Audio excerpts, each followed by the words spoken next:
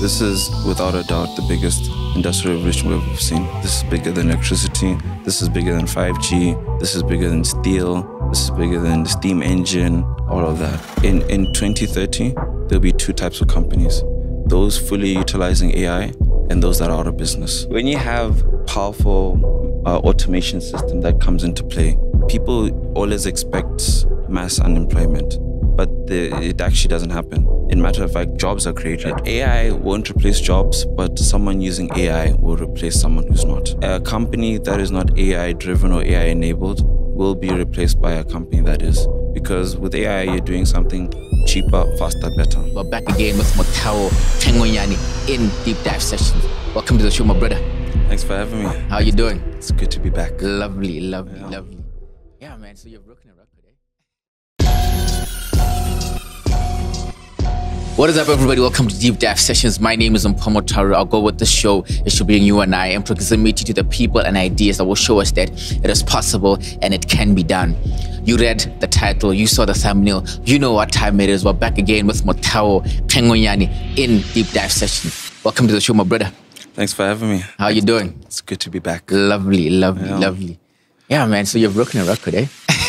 Really? Yeah, you're literally the only guest that has come for the third time. Oh, Yeah. it's an honor. So it's an honor, eh? It is an We'll give you honor. something at the end there. Looking forward to it. Awesome, man. How have you been, though? I've been good. It's exam season, so I've been trying to study for exams Yeah. on top of work, but it's everything's exciting at the Yeah. moment. Everything's Can I- exciting. A lot of exciting projects. Can I call you your side hustle now, eh? Yeah, school's my side hustle. Yeah, I even told my Sure. parents, do not expect anything at the top. No craze Yeah. at the top, nothing. We're just trying to make sure we finish what we start. Yeah, the degree guaranteed. Yeah. But top of class, no. Talk about the class, eh? Yeah. I think I made that decision also clear when I was in varsity. I was like, hey, because I was also trying some stuff on the side. But man, we're here to talk about AI. Yeah. AI, and it's something that, it's a conversation that we must be having.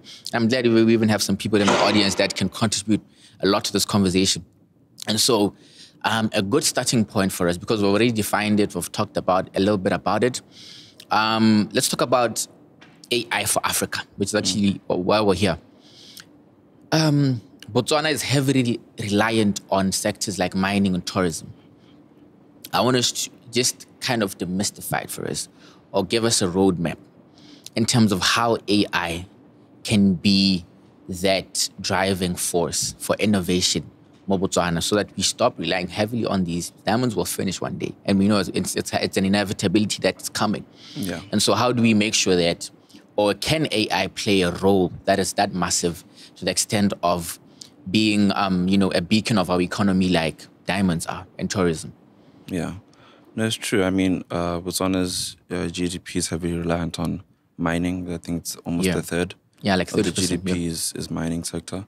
And, diamonds aren't going to be here forever. For sure. I think by 2040, they said that they'll be finished. So the question is, what happens then? Yeah. So now we've entered a time period where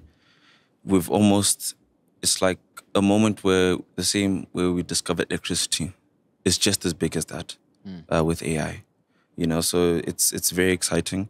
In regards to Africa and Botswana, we have another opportunity to actually leapfrog to the front, because we got left behind with the fourth industrial revolution.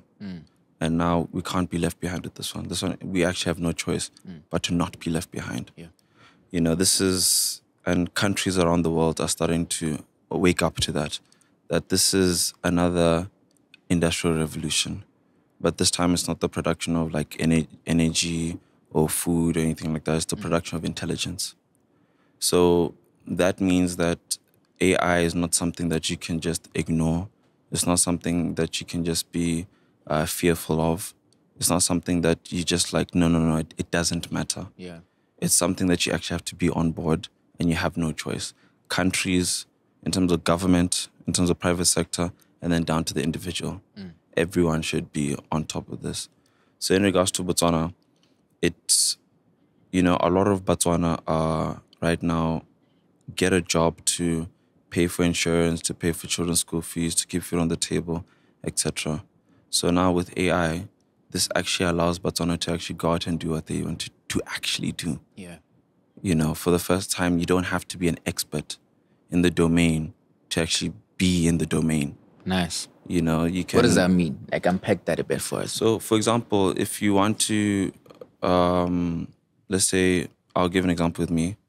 My degree right now, it's economics. That's my degree. I'm doing my final year. I haven't finished, but I'm in the tech. I'm in the tech world, and that's not just but that's because of the help with AI. I'm now I'm not an expert, but I can play in the playground of the tech world. Yes. Someone who, for example, went to school to be Just raise your pitch a bit. someone who went to school to be a study procurement, Yes. but they did it not because they're passionate about it, because they think that's where they'll get a job. Now, if they want to do digital marketing, if they want to be an engineer of some sort, they can now be it or design something. They can be it because of AI.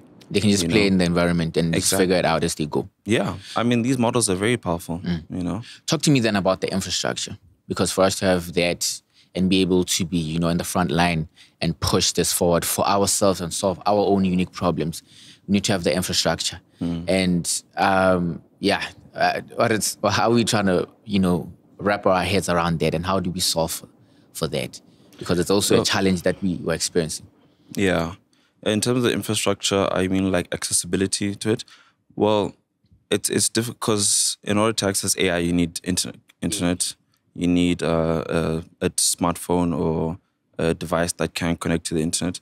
And I think in Botswana, we're relatively decent on that. Yeah. In terms of people have smartphones now, they become highly affordable as the price keeps going down. And accessibility is there. I mean, we have quite expensive internet costs. It's quite crazy. In Botswana, I think, with the mobile data, we're one of the most expensive in the world. I read an article, Business Weekly wrote it, area Botswana's second highest in the world. Yeah, I mean, that's expensive, with the wages of an African country. Yeah. Or second highest, that really puts it into perspective. Also, I care about pulling it from, the fiber. Yeah. Well, we're pulling it from SA and other countries. Yeah. So, but the cost of all these things are gonna keep going down. The pricing of all these things are gonna keep going down. But it's not really about accessibility at the moment. It's about the mindset. We're very slow at adopting technology in Botswana. Someone can have an excellent idea, which can be a breakthrough in anything.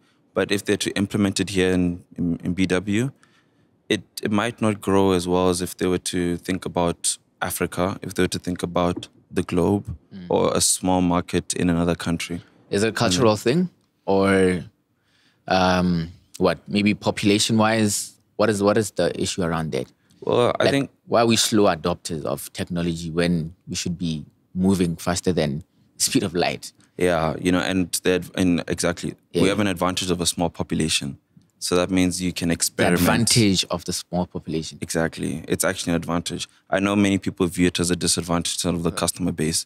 Yes, but it's also an advantage in terms of if you gather the whole country to, not even the whole country, but a good proportion of the country to be tech-driven and adopt technology, we can be at the forefront of these innovations because you can collaborate easier.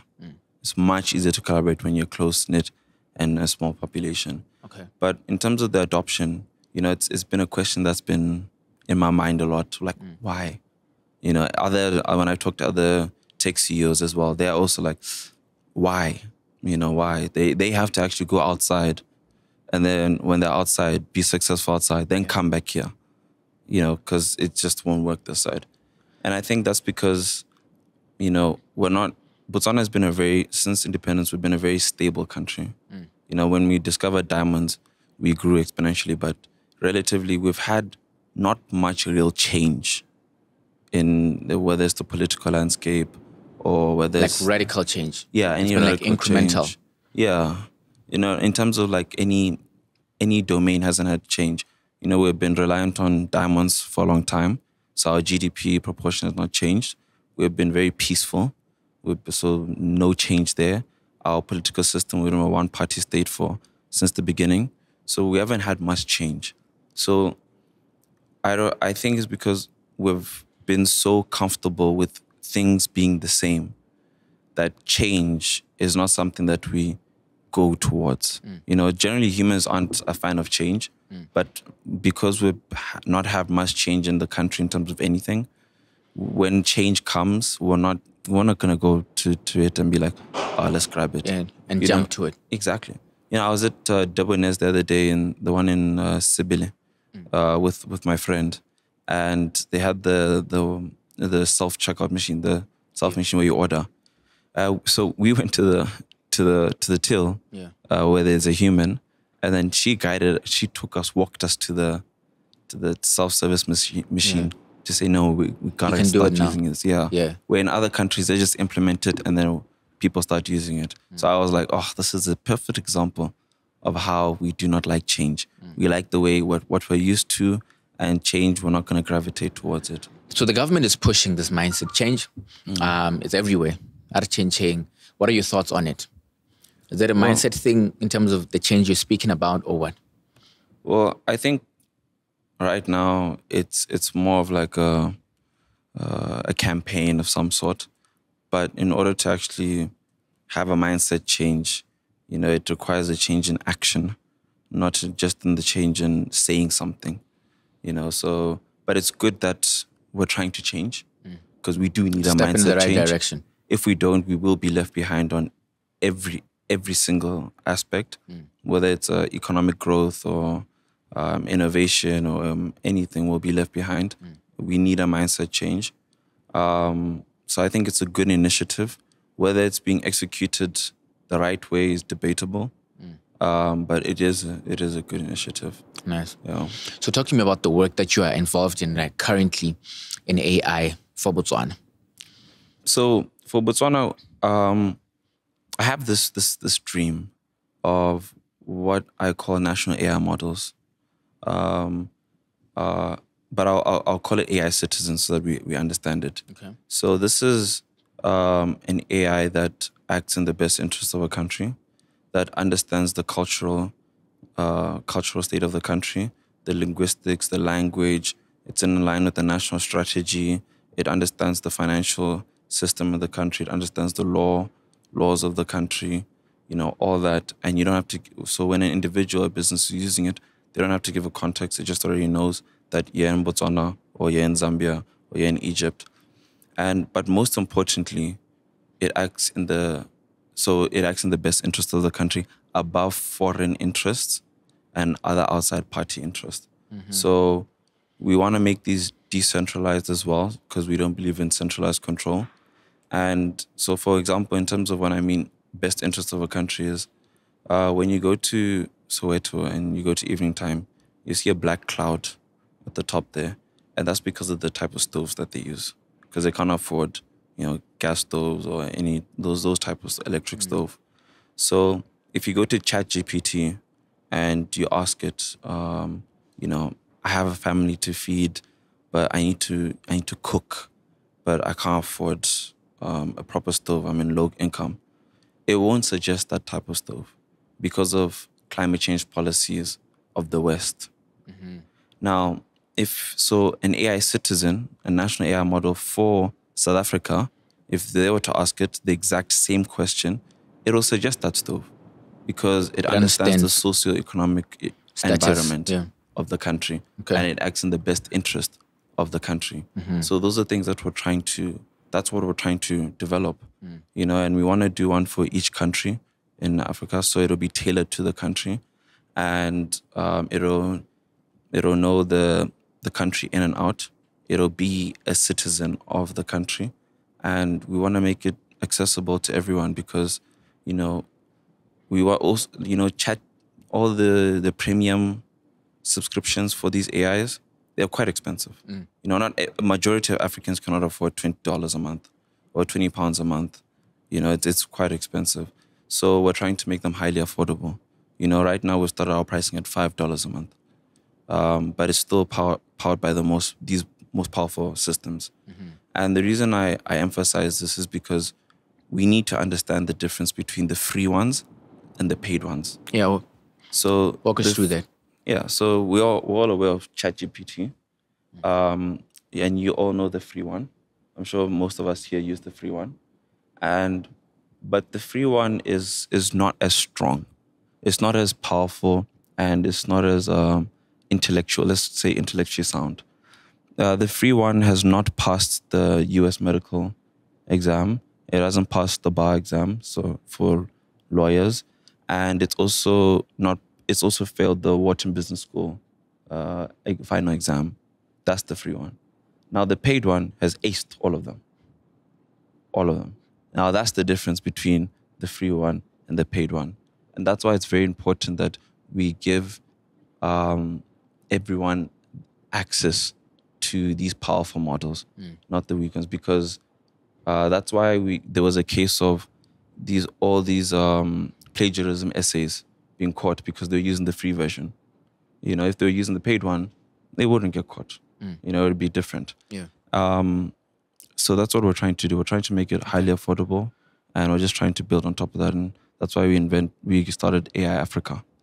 It's supposed to do that.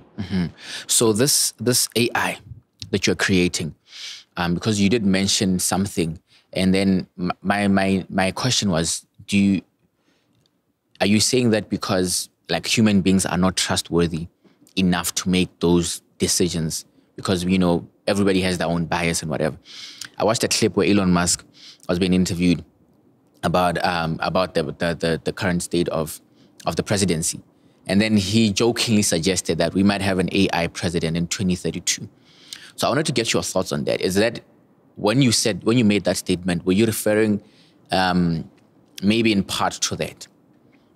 I think that's a good question, because the reason I started it is not because of we don't trust humans or anything like that. It's because I truly believe if you give an African the right tools, they can go and create an entire country.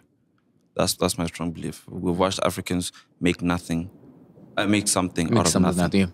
And that's something is absolutely amazing. They had everything against them, but they still managed to succeed. Now imagine you give someone who's in a village where they struggle to get water, and they go to AI Africa and they go to the Botswana version where it understands the environment, it understands even down to the sand quality of each region, and they ask it for help. It will suggest this is the best possible way to get water to the entire village, and that's truly amazing. They can really solve those problems. In terms of Elon Musk joking about an AI president. Yeah. That one is now like a question of when do we give AI rights? Like when do they become sentient in some sense? Like a sovereignty. Yeah. So when they do that, do we give them rights? Do we treat them as humans the same way that we treat each other? Those are the questions that really come up when joking about that. So all right. So 2 questions. Number 1, the AI that you're creating for Africa. Is there a place where you benchmark this, or you just looked at the need that exists? Now you want to make it happen for Africa?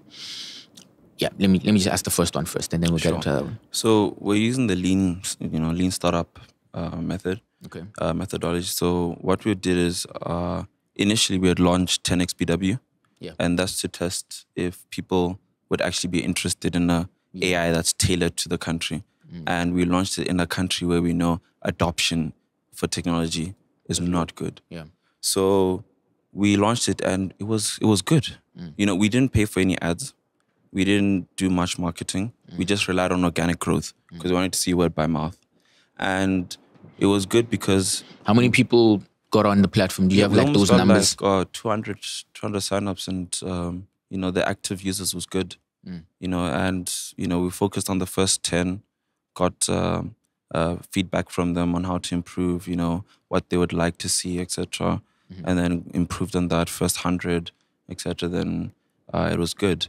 And it's good because we saw a lot of people make CEDA applications, make business plans to layer strategy, content creation, and they didn't have to tell them that they were in Botswana. They didn't have to give a context of the environment here. They just knew, and that's what matters. That the AI just knows that this person's in Botswana. So when they ask for an application for CEDA, I know that they're talking about the CEDA for Botswana. When they ask for a business plan, to write a business plan, I know that I'm writing it in the context of Botswana, in the context of Botswana laws. And when they ask for financial advice or financial planning, I know that it knows that this person in Botswana. So I know that they're talking about a population of 2.4 million, maybe 500,000 people have mobile devices, and maybe 200,000 of those will be their potential market. So when I'm making the financial plan, I'm taking all that into account.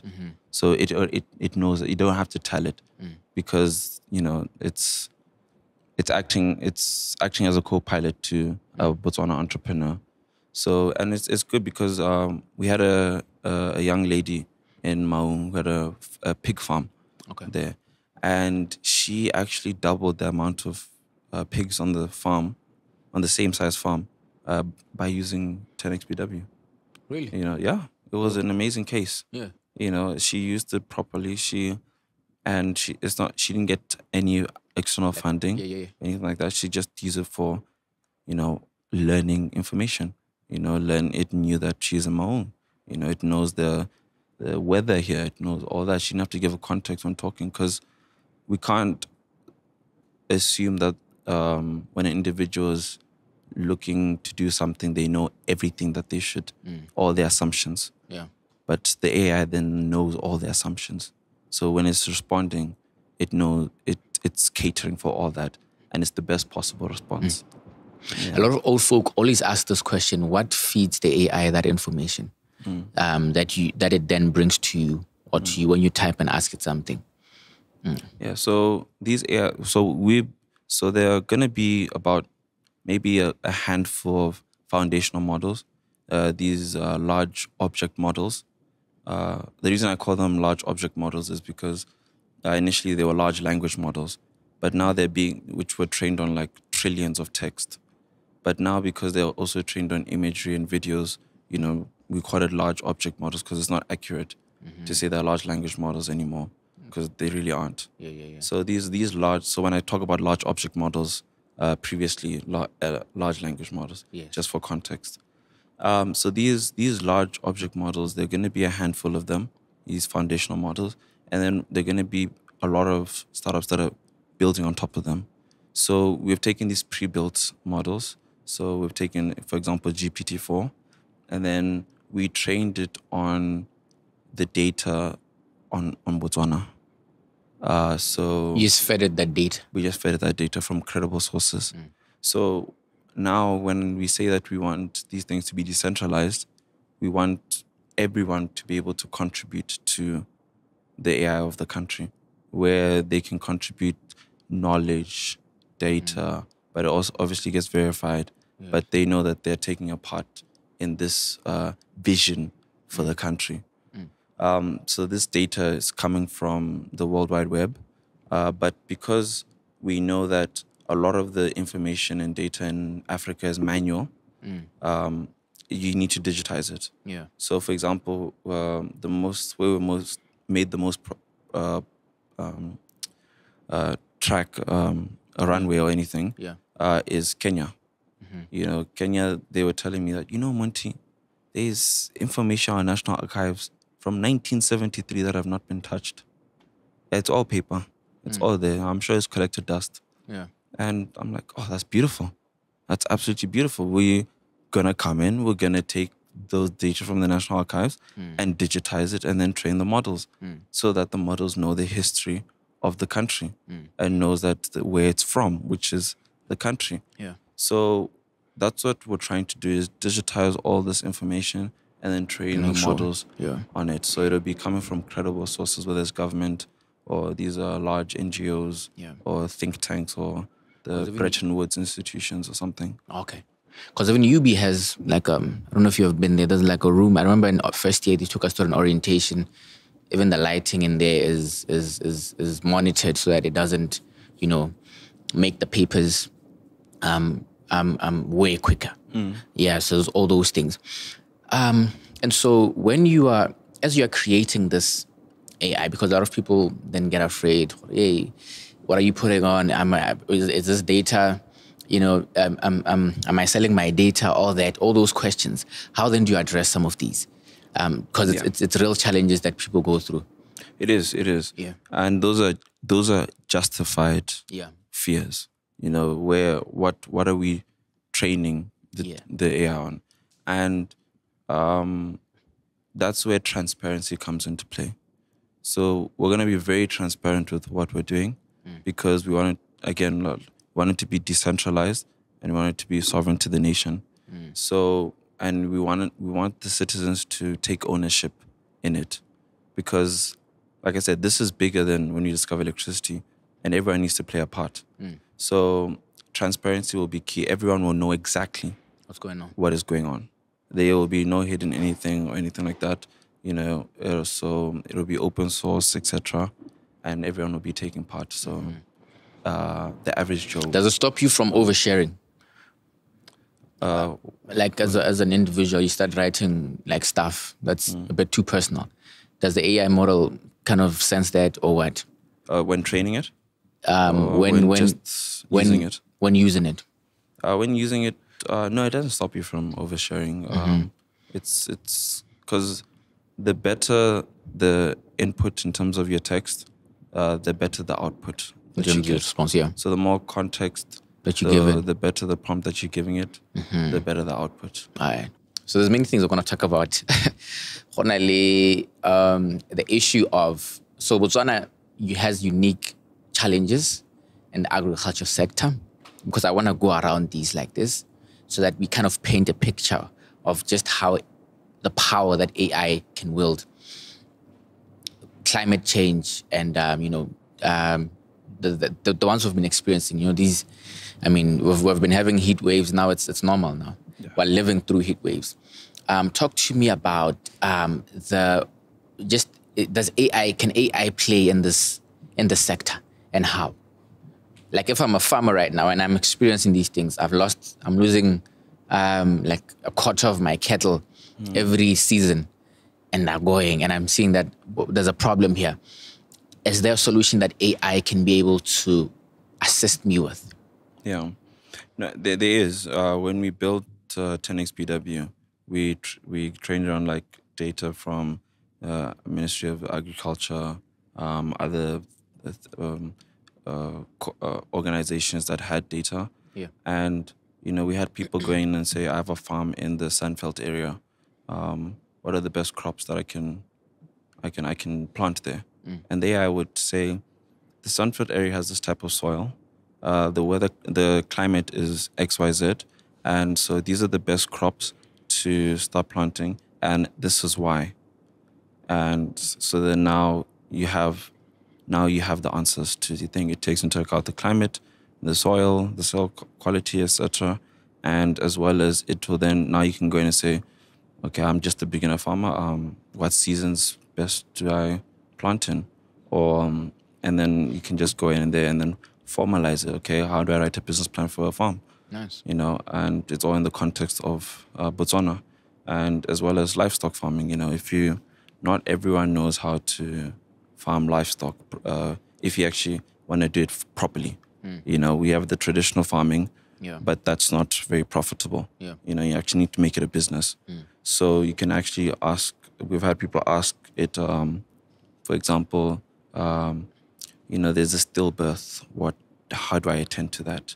Or what are the vaccines that I have to keep routinely injecting for the livestock?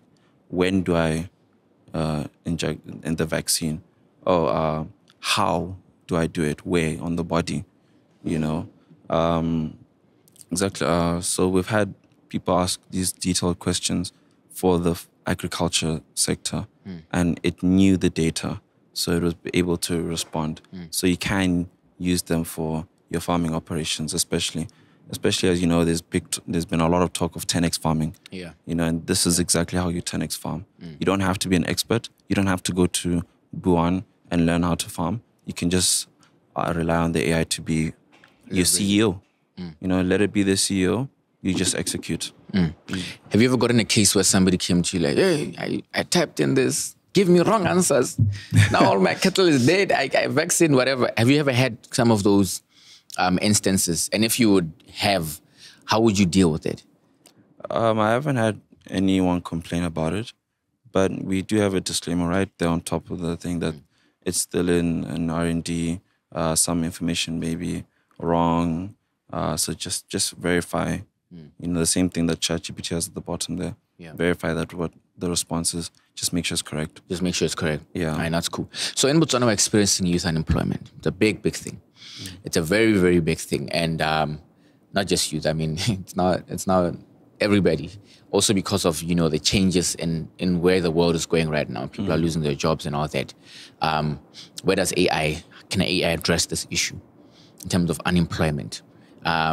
If I am an unemployed youth today and I want to figure it out and I go into your AI and I type, what are some of the prompts I could give it so that I started building a roadmap moving forward? Yeah. Well, I think it's important that we address the elephant in the room in terms of people's fear about that there will be mass unemployment because of AI. Yeah.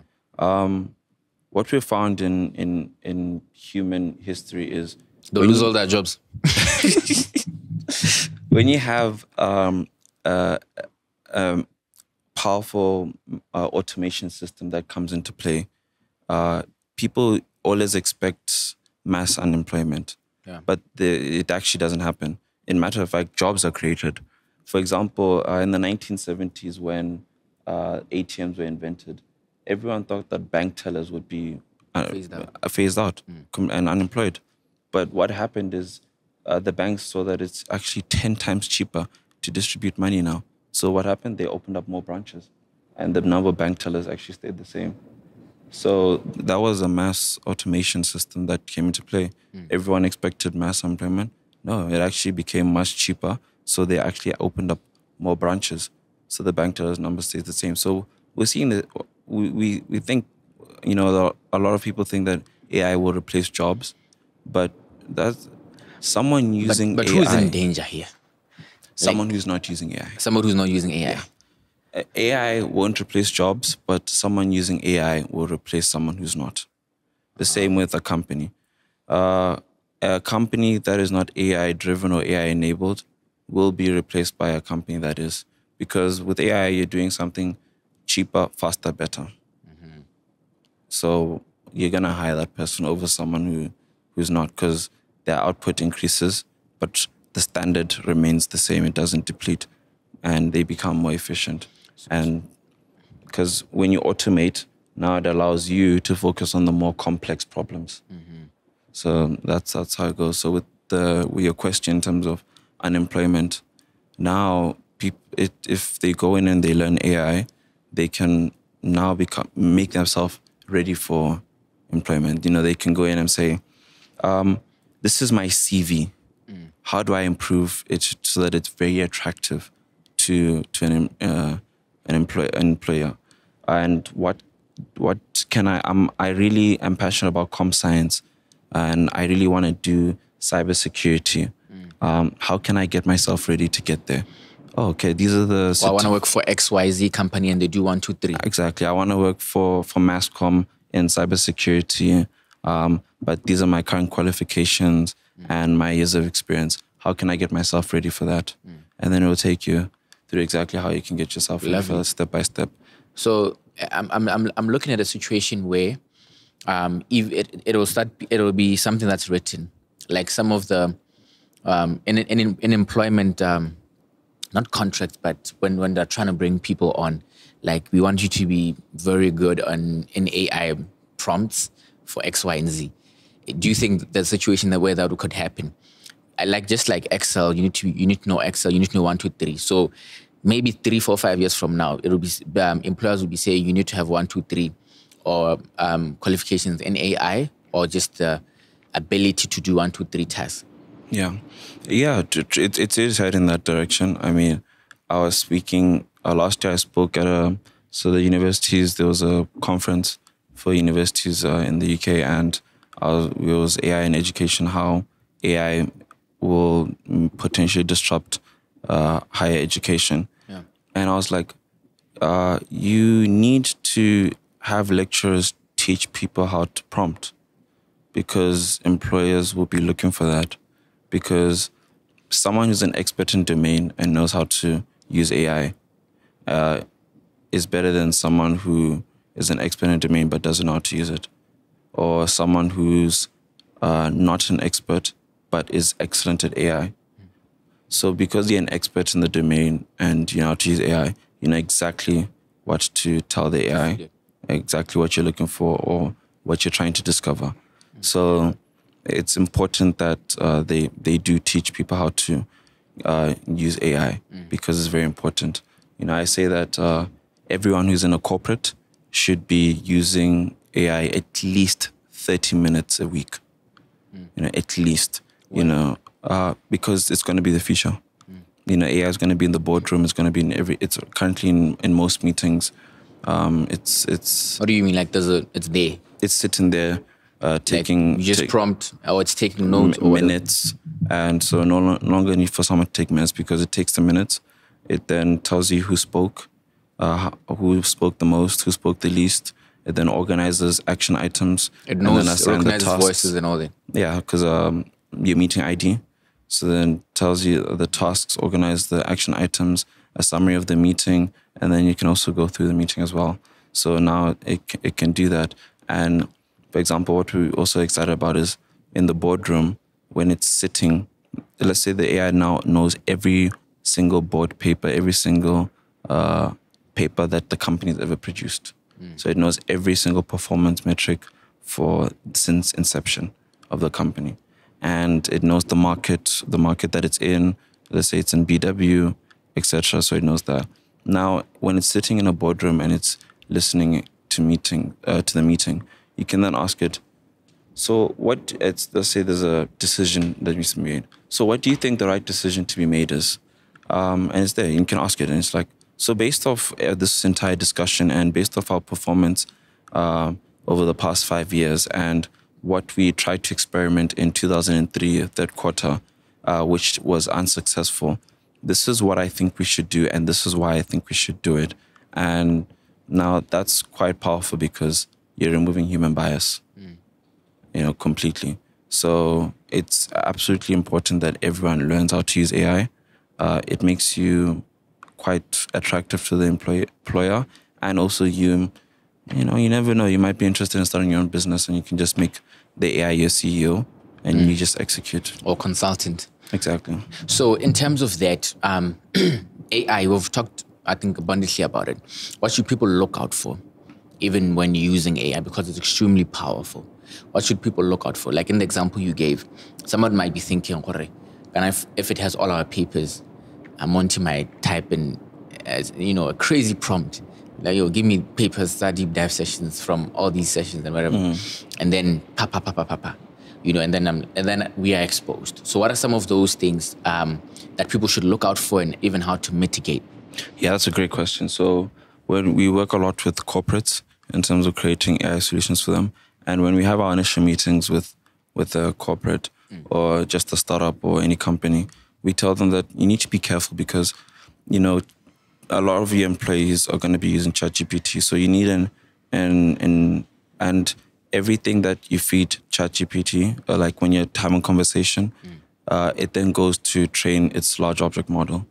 And so now that data is now being used to train the model, and how you do things, it won't directly tell people how to do it, but now it's out there. Because people can then, when someone asks a similar question in another country or your competitor, they can do the same thing. So that data security, that data protection is now compromised. So it's important that you watch out for that, because you need that AI policy within the company to guide users, employees how to use AI. So what we do is we actually build custom AI for them. So we build an AI that goes in and learns the entire company, from strategy documents, marketing plan, all the plans, all the employees, everything, single document about the company. And this is owned by the company. The data, it doesn't go in to be trained to train the large object model. It stays there. And remember, large object model is similar to large language model in terms of what I'm using it for. And then on top of that, we prompt engineer it to what the company wants. And so when the employees are having a conversation with it, all that conversation does not go into train the large object model. It stays with the company itself. So your data is protected. So those are things that people should watch out for. That just bear in mind that anything you feed it is used to train the model itself when using ChatGPT, etc. All right. Yeah. I want to come here. It's just random thought. In terms of cybersecurity. So, we've had World War I, II, III. Two, not three. Oh, yeah, not three, yeah. Yeah. And so the way I'm thinking about it, because everything is getting digital. Everything is moving digital. We're moving everything from money, everything is digital.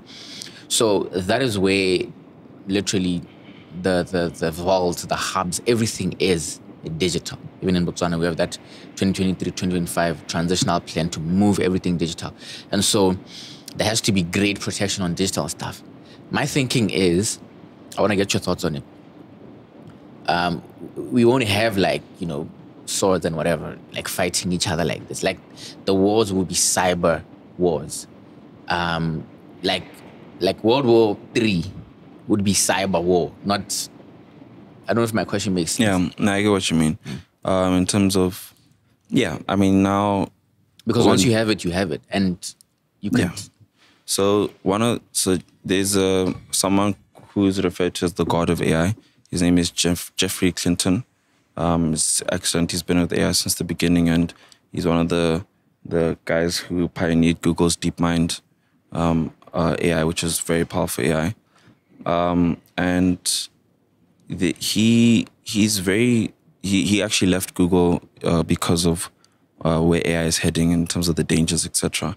And he's against open source, because when you have an open source model, bad actors can come in and fine-tune it to do destructive behaviors.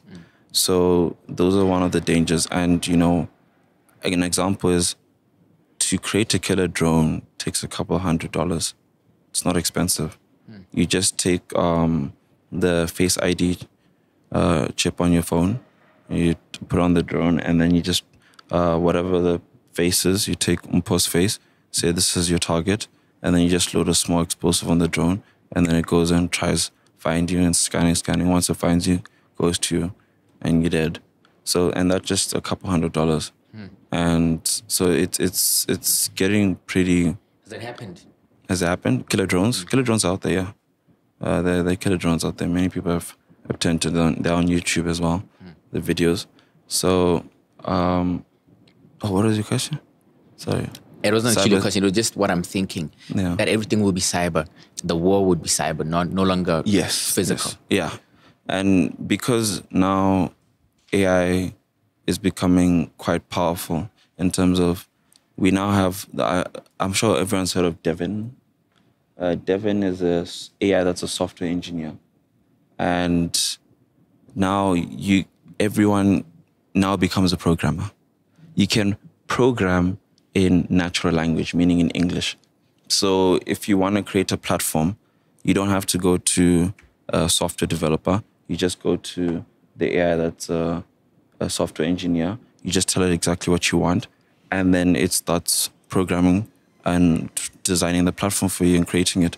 And in real time, it'll give you feedback and work with you in real time when it's developing the platform. Now, this is just the beginning. Now, it's only going to get much more powerful, meaning that sooner or later, it will be better programming than the best programmer in the world. Eventually it'll be there. And when that happens, it can now outsmart everyone. Bad actors can do anything. You can use it for hacking systems, etc., and cyber warfare. The reason why we haven't seen atomic bomb go off in the past 100 years, where everyone thought it would be going off, is because it's very expensive to make an atomic bomb or atomic weapons. Now, but with AI is quite affordable. Any group with $1 million, it costs, $100 million about to create your own large object model, large language model. But if you now open source it and you've now fine tuning, which is quite easy, you just need, with $1 million, you can fine tune it. And then now you have quite a powerful system there that can do any bad actors what they do. So it's white hat, black hat. But the nice thing is you can use the exact same models to prevent those people from doing what they're doing at the same time. Yeah. So I think this is where also even regulators are afraid, because like nobody knows just how the exact amount of power and everything. We're just seeing it as we're going. So in terms of the regular person who needs to educate themselves on AI, what should they do to ensure that they are up to speed with this, so that even the surface level attacks, they can see them coming? They need to just go and learn. They don't have to become an expert. They just need to learn the basics of AI. What is AI? How do I use it? How can I use it in my day-to-day? What should I look out for? Those are basic things. Just from YouTube, just go on YouTube. Yeah, YouTube, take a short course. There are many short courses that are free. Stanford, offers a lot of free courses that you can use for beginners as well. And you can just go and learn there and learn the good part and the bad part about AI. Because AI will be in every single aspect of our lives in the future. I think it's this huge. I think I once mentioned this before, because you can build other technologies on top of AI. So you take AI and robotics, and I don't know if there's been technology like that. Probably there has, that can aggregate all of these. So I think I was asking Davonga, I was like, do you think this is, because I want to ask you that question again. Do you think AI is bigger than the Industrial Revolution because of just the magnitude of how it's moving? You remember that Will Smith video? That was and then all of a sudden, the link you sent me, I was watching those quality crisp images of AI. Yeah. I was shook. Yeah. I watched it twice, actually. I finished it. I was like, maybe I didn't see it properly. Let me just watch it again. Yeah. So, because I think many of us we know it's just AI. We don't really understand it and the power it wields. Yeah. Yeah. So what do you think? How in terms of it being that powerful, in comparison to the Industrial Revolution? The fourth industrial? The first one. You remember first, the this first? is bigger than the first. This is bigger than the second, bigger than the third, bigger than the fourth. This is, without a doubt, the biggest industrial revolution we've ever seen. Would you say it's bigger than all of them combined? Yes, this is bigger. AI is bigger than 5G. This is much bigger than 5G. I mean, that's why you see the amount of money that's going into this sector. A trillion, over the next few years, trillions of dollars will go into this sector, because this is bigger than all of those. This is the production of intelligence. For the first time ever, let's put into context, for the first time ever, you can access expert knowledge for almost $0. To access expert knowledge, you need to go to university or go to a consulting firm, you utilize your McKinsey's. But now you can access those expert knowledge for almost $0. So it's quite, and it automates a lot. So it's bigger than all those things in terms of we can fix a lot of problems. Education, healthcare. For example, with healthcare, I'll show you how big it is. Yeah. With healthcare, during the COVID pandemic, the Moderna vaccine, they used AI to make it. In terms of, really, they took the AI and the AI went through 1 billion possible mRNA sequences when they were testing the vaccine, and then it came out with the best one, and then they tested it on humans, and after that, the Moderna vaccine was the best COVID vaccine. So now that wasn't possible before to try out 1 billion possible sequences. Now it was, and it produced the best vaccine.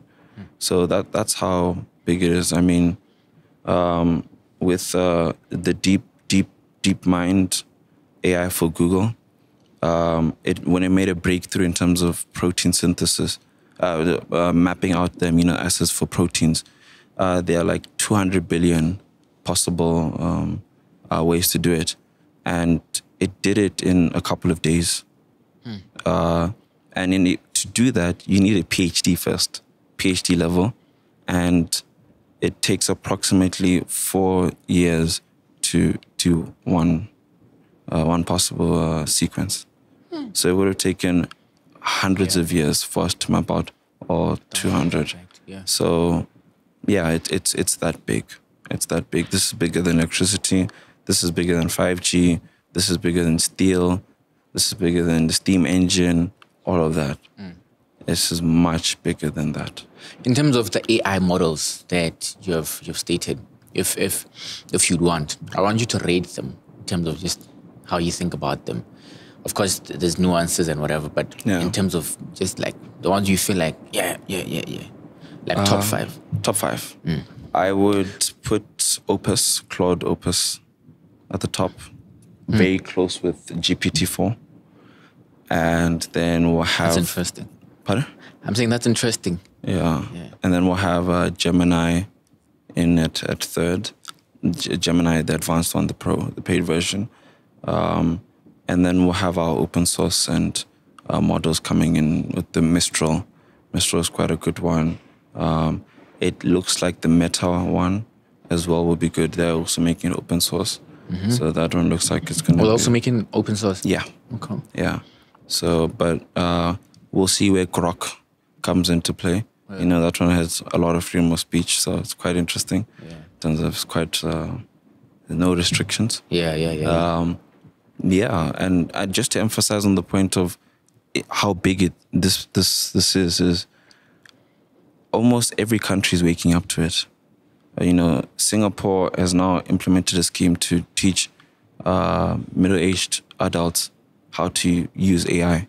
You know, it's that big because 100 years ago, you needed about 1,000 people to have a company that would be valued at $1 billion. Then, you know, towards the end of the 90s, of the 20th century, you needed about 1,000 people to be valued at $1 billion. Then Instagram came along with 13 people, you know, to be valued at $1 billion. And now we're about to see the first 3-person company to be valued at $1 billion, you know, and then eventually go down to one person where AI just completely automates it and takes over a lot of the execution work, especially now when you come into AI agents. You know, when AI agents, where you have these autonomous AIs that can now, you tell it, go post this, go post this. This is a simple example. Here's my marketing plan. Can you create the content and then go post it? And then it goes and executes it. So it's not just input, output. It's now actually action. Doing stuff. Yeah. So this is bigger than anything, you know. The predictions of it is, you know, Ray Kurzweil, who's very good at predicting technology future, says that it will surpass human level intelligence by 2029. So it'll be smarter than the smartest man on the planet by 2029.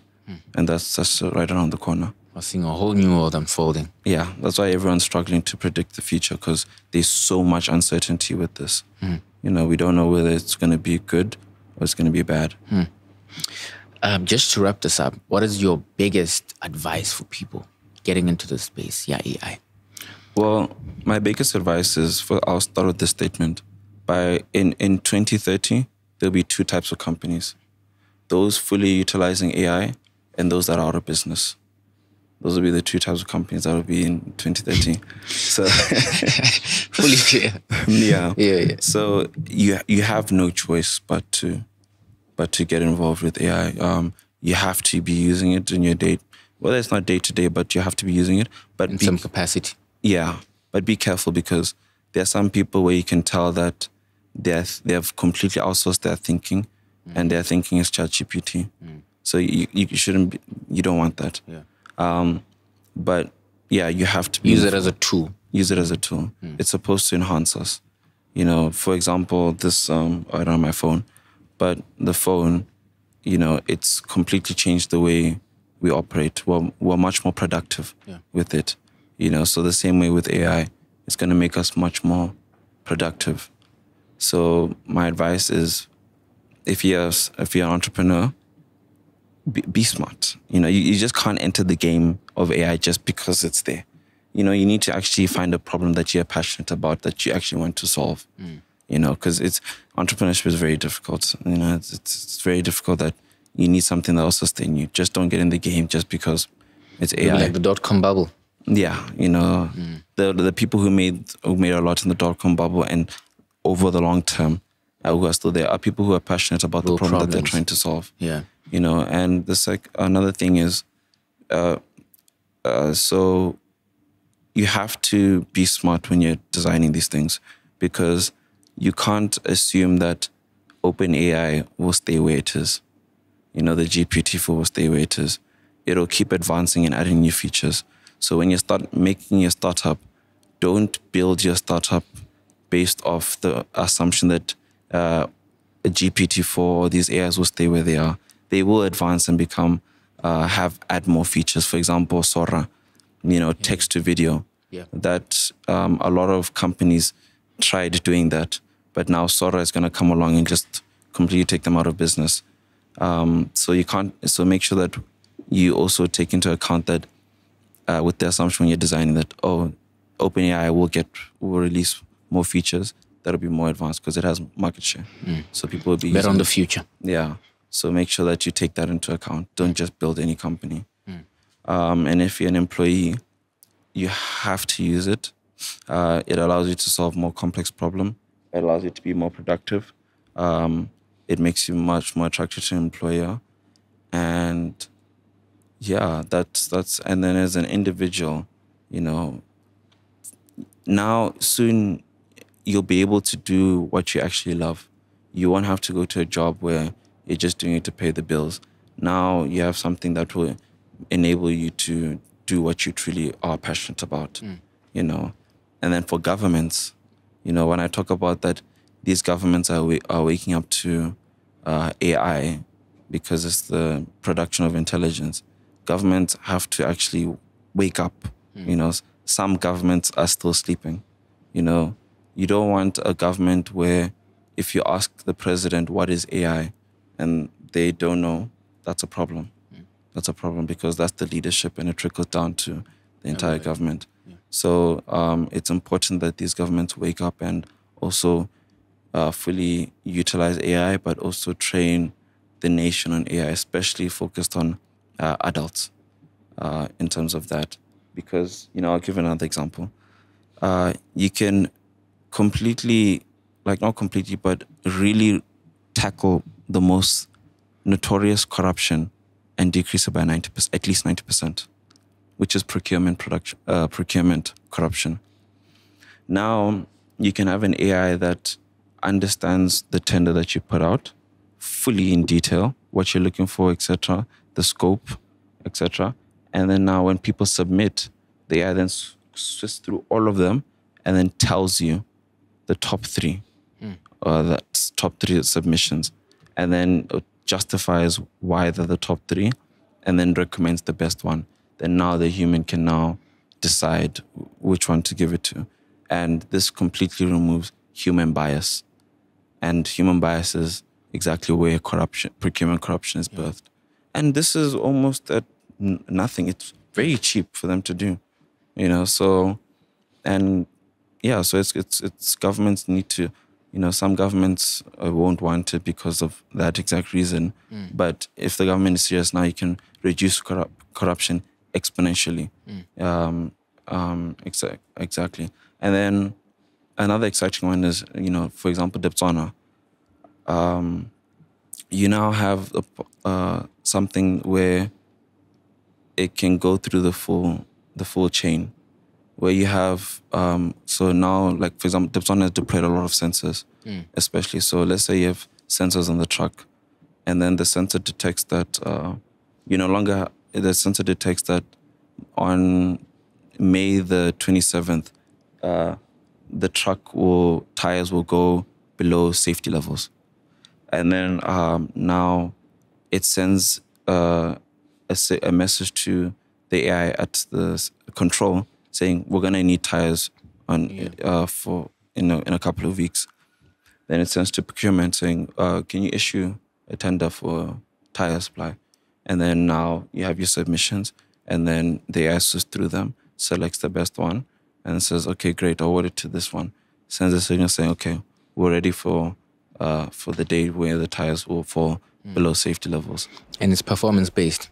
Yeah. Performance-based, and we're proactive. Yeah. Yes, sir. Yeah. Thank you guys for watching this episode. We really hope you enjoyed it and learned something new. Deep Dive is dedicated to bringing you the most comprehensive and engaging information about business, personal finance, and personal development. Make sure to hit that subscribe button to stay updated with all our latest content. If you like this video, give it a like to show your support and help us reach a wider audience. And don't forget to share this video with your friends and your family who may be interested. Sharing helps us grow our community and connect with like-minded individuals. Leave a comment below and give us your biggest takeaway on this episode. If you're interested in being a part of our live studio audiences, make sure to register for the next show. Can't make it to the show? No problem. Check out our Patreon page to watch the full episode and get exclusive access to more great content. Thank you for watching, and I'll see you in the next episode of The Deep Dive.